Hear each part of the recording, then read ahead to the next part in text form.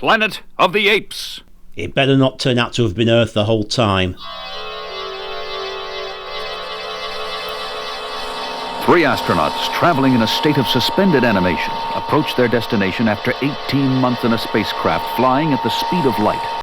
Yeah, there were 4 astronauts in the movie, but that's a whole can of worms we're not going to open up here. Kids are listening. Only to make an unprogrammed splashdown into a vast, foreboding lake. What went wrong? I don't know. She went under before I could listen to the tapes. Be thankful that this air isn't as poisonous as it looks. Can I be thankful for not having drowned?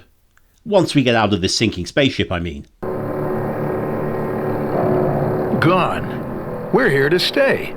But where are we? And even more important, when? And even more important, where? Oh, I already said that. According to Haslein's theory of time in a vehicle moving at the speed of light, Mother Earth will have aged a couple of thousand years, while we have outlived everyone we knew, while we have scarcely aged at all. Great. Stranded 2,000 years in the future on a lifeless planet revolving around some unknown star. Gemma Collins? lifeless is right. Nothing can grow here. That lake we landed in is almost pure salt. Don't give up too soon. We have 3 days worth of food and water. And plenty of salt to put on the food. 3 days to find life on a dead planet. Landon, coming? In a minute. Ha! And I thought you were ready to give up. The same thing I say to my laptop every time I turn it on. The astronauts' trek for life takes them across a bleak and hostile landscape. Like Wigan, but slightly more welcoming. I can't figure this place. There's a thick cloud of dust, but it's as humid as a jungle. Lightning and thunder, but no rain. Fleetwood Mac lied to us. I give up. I can't drag my feet. Don't, Dodge! Don't move your feet! What is it? It's life! Then we're going to make it. You don't want to tell me what kind of life? I didn't get the comic book with my copy of the record. Listen, that roar. Is it a waterfall? Don't you dare chase it. I don't want to have to repeat any of the lines I recorded for riff tracks 15 years ago. That is beautiful! Don't drink till I test it. It's okay. That was suspiciously fast. Who gave him the testing equipment, Elizabeth Holmes? Let me at it. Hold it! Company! So much for our dead planet theory. Hello! That's the old charm, Taylor. Who or what were they? Whoever they are, their inability to speak makes for a very cost-efficient radio drama. That footprint looks human. Maybe you guys didn't notice, but that pretty one looked very human. Hey, not bad for a 2,000-year-old man. Rupert Murdoch? Here's their trail. They looked like primitive men. I think we've found a Stone Age culture. You know, I think we could become big shots on this planet. A rifle shot. They weren't Stone Age beings, they were just Lauren Boebert's immediate family. In the Stone Age? The primitives are being hunted down by gorillas on horseback. This was back when Ringling Brothers still used trained animals. Yes, it was morally reprehensible, but it made for a great day out with the kids. Suddenly, the spectators become part of the hunt. Look out! They're after us, too! Dodge! Was that an instruction, or was he just calling out his friend's name? Ah! Landon, this is madness! Seeing Dodge shot dead and Landon trampled, Taylor makes a desperate run for freedom, only to find himself facing one of the ground gorillas who have been flushing out the terrified primitives. For free? Back on Earth, you have to pay a fortune for colonic irrigation. In a blind rage, Taylor seizes the long stick from the surprised hunter, and the beater finds himself being beaten. This is for Dodge, and this is for Landon. And this is for Mrs. Ethel Merkin of 15 Waverley Way, Penge. You don't know her, but she's been through a lot and she deserves a mention. And A rifle cracks, and Taylor feels fire at his throat. A really vicious beast. All the more reason to wipe them all out. But I'm sure the animal psychologist will want to save this one for experiments. The confident way he handles his stick puts me in mind of MP for League James Grundy. I'm not responsible for what you Google. After a long period of blackness, Taylor's mind swims back to consciousness. Taylor's exhausted after the Eras tour. She deserves a rest. He finds himself strapped down, and dimly he realizes he is receiving blood. Then he passes out again. This is the one with the strange clothes? Timothy Chalamet, yes. Yes, Dr. Zira. He's lost a lot of blood. We're still looking for it. I don't know why we're bothering to save him. Filthy humans. Taylor wakes for good to discover he is living his nightmare. He is caged like an animal in an animal hospital. A pre-disgraced Rolf Harris is monitoring his progress. You interest me, Bright Eyes. Oh, I won't hurt you. I'm an animal psychologist. In both senses. But how can I explain that to you? I'm convinced that humans have great intelligence. Because I never visited Florida. If only you had the gift of speech. Taylor stares in amazement at the talking chimp. He tries to answer, but his throat wound has robbed him of speech. And about $30 from his wallet. Now it is Zira's turn to stare in amazement at the dumb human who seems to be mouthing words. Bright Eyes, are you imitating my mouth movements? In frustration, Taylor suddenly grabs the psychologist's clipboard and pencil. Hey, give that back. Stop doing caricature sketches of us. I warn you not to get too close, Dr. Zira. All humans are vicious beasts. But Zira is shaken to the core by Taylor's note. It reads, "The last episode of Line of Duty is a huge letdown." My name is Taylor.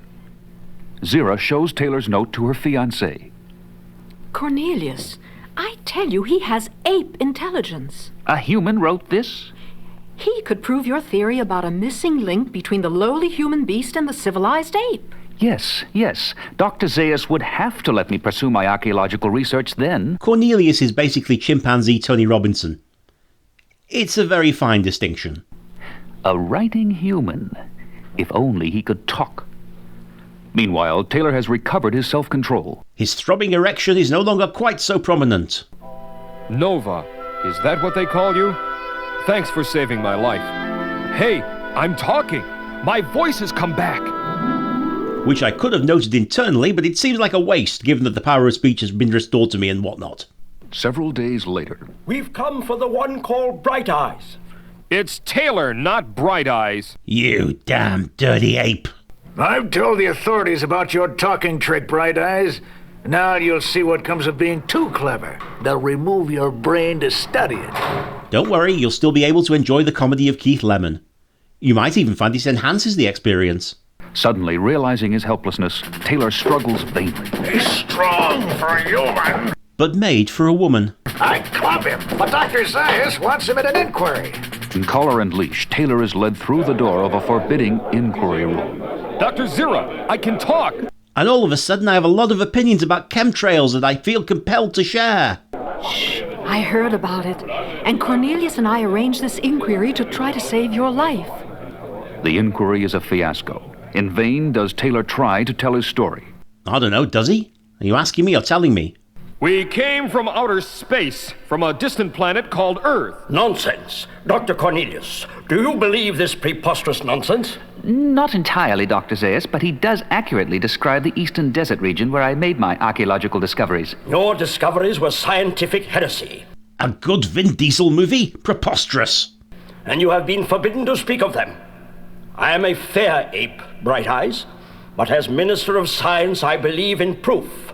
The companions you spoke of, could they confirm this wild tale? One is dead at your hands. The other, I don't know. Perhaps he was also captured.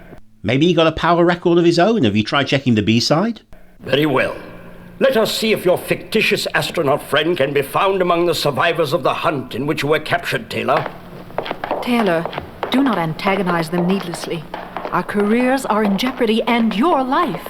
You don't fully believe me either, do you, Zira? Will someone please turn down that sound effect? I can't hear myself think. That's him, Landon, on the left. Landon! You were great in Bonanza and Little House on the Prairie, but Highway to Heaven seemed oddly directionless, the title notwithstanding. John, it's me, Taylor. Let him approach, guards. You vicious savages!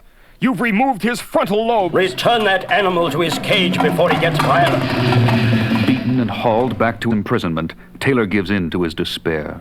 5 tubs of Haagen-Dazs later. Nova, this place is insane, mad. For some reason they fear me, want to destroy me. How can I fight them? I'm all alone. Do you hear me, Nova? All alone. I could go on and on to you about how alone I am. I've come for this male. He's to be transferred to the zoo. Says who? Dr. Zaius, read it for yourself. This is no good. It's not sawing. Hit him, Bright Eyes! And now for an insane music break.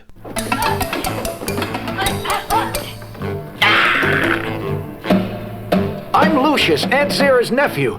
We've arranged your escape. The girl! Under cover of darkness, Zira leads Taylor and Nova to a wagon. Be quiet, and we may manage this. All men look alike to most apes. Even all escaping men? We will meet Cornelius in the East Desert at his archaeological excavation. He and I must clear ourselves of the heresy charge. Their luck holds, and after a long, tense ride, I'll take this rifle. Nobody's going to capture me again. They'll have to prize it from my cold dead, etc., etc. Cornelius leads the group to a strange and somehow magnificent cavern. I want you to see my archaeological digs and perhaps some surprises even for you, Taylor. Zip. I can't believe this.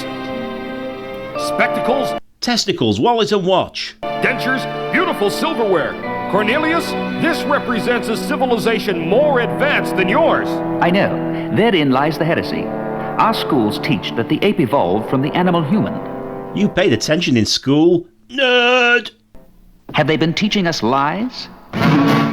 Necessary lies for the protection of our race, and for which unfortunately you must all die. Dr. Zaius, in the interest of In science... the interest of survival, Dr. Cornelius, killer humans must be forever kept in their place. No more gobbledygook talk. With the speed of a cat, Taylor bounds to the cave entrance and pins Dr. Zaius. We're bringing cats into this now? In the interest of our survival, Zaius, send back your guards or you perish. Taylor, you wouldn't! Of course he would. What are your terms, killer human? You're a fine one to speak of killing. I want freedom for the girl and myself, plus a good horse and a pardon for my friends. And also one of those air fryers. Everyone online's talking about them.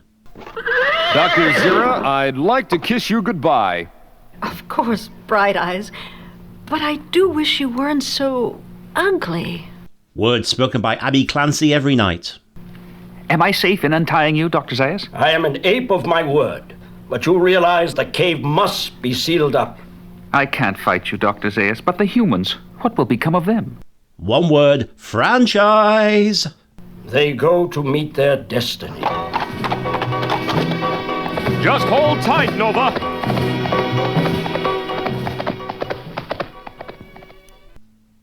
That was an unexpected fade out, wasn't it, boys and girls? Are we done? What's that up ahead?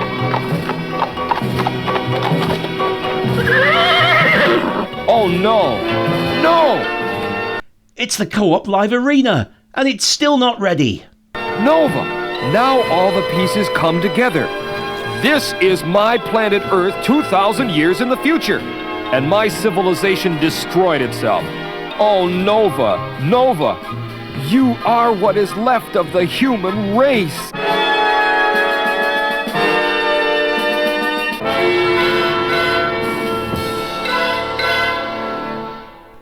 You'd think the fact that the ape spoke English plus the constellation above him might have given the game away, but it's only a kid's record. It's not like it's a major motion picture or anything. Thanks for joining me on this journey to the planet of the apes, which was Earth all along in case you weren't paying attention. If you're watching on YouTube, remember to like and subscribe, and if you'd like to access over 100 other riffs, including classic Doctor Who, Captain America and Jason of Star Command, join me on Patreon.